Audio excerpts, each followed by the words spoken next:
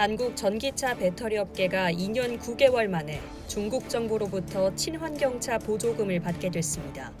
중국 공업정보화부가 지난 6일 발표한 2019년 11차 친환경차 추천 목록에 SK이노베이션과 LG화학 배터리를 탑재한 친환경차가 포함됐습니다. LG화학이 파나소닉과 함께 배터리를 공급하는 테슬라 모델3와 SK이노베이션 배터리를 사용하는 베이징 벤츠 E클래스 플러그인 하이브리드가 대상입니다. 이번 중국 정부의 전향적인 태도로 한국 업체들은 중국 사업의 재개에 기대감을 높이게 됐습니다. 중국 정부는 사드 보복의 일환이자 자국 산업 육성을 위해 2017년 1월부터 한국산 배터리를 탑재한 전기차엔 보조금을 주지 않는 방식으로 보이지 않는 제재를 이어왔습니다. 한국 업체들의 영업을 우회적으로 차단해 자국 배터리 산업을 육성하고자 하는 의도도 반영됐던 것으로 보입니다. 하지만 중국은 전 세계 전기차 시장 규모 1위의 국가로 한국 업체들로선 절대 포기할 수 없는 시장입니다. 여기에 중국 정부는 전기차 보조금을 올해 전년 대비 절반으로 삭감한 데 이어 내년 말까지 완전 철폐하기로 했습니다.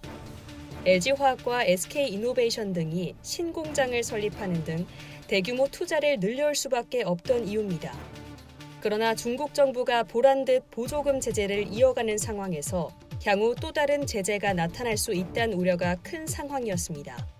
이번 보조금 지급으로 이런 걱정은 일정 부분 해소할 수 있게 됐습니다.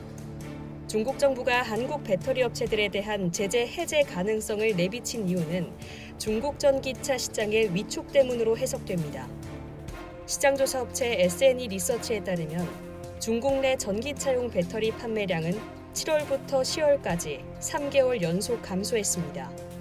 글로벌 배터리 기업 순위 10위 안에 포진해 있는 LG화학과 삼성 SDI, SK이노베이션 등 한국 기업은 물론 업계 1, 2위를 다투는 일본 파나소닉 등의 배터리를 배제하자 판매할 수 있는 차종도 제한됐고 자연히 전기차 시장도 성장세가 주춤하게 된 겁니다. 중국 정부는 CATL과 비아디 등 글로벌 시장에서 경쟁력을 충분히 갖춘 자국 배터리 기업들을 키우는 데도 성공했습니다. 더 이상 제재를 이어갈 명분도 실리도 사라진 거죠. 외려 난립하고 있는 배터리 기업들을 구조조정하는 게 정책의 우선순위로 떠올랐습니다.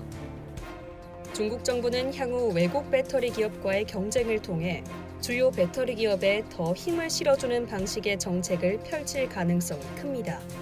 업계 관계자는 중국 보조금을 받는 건 포기하고 보조금 폐지 이후의 사업 재개를 기대해왔는데 예상 밖의 호재가 나타났다며 중국 정부가 자국 배터리 기업을 20개 내외로 줄이는 목표를 가지고 있어 향후 한국 업체들의 기회는 더 커질 것이라고 말했습니다. 이상 열조튜브였습니다.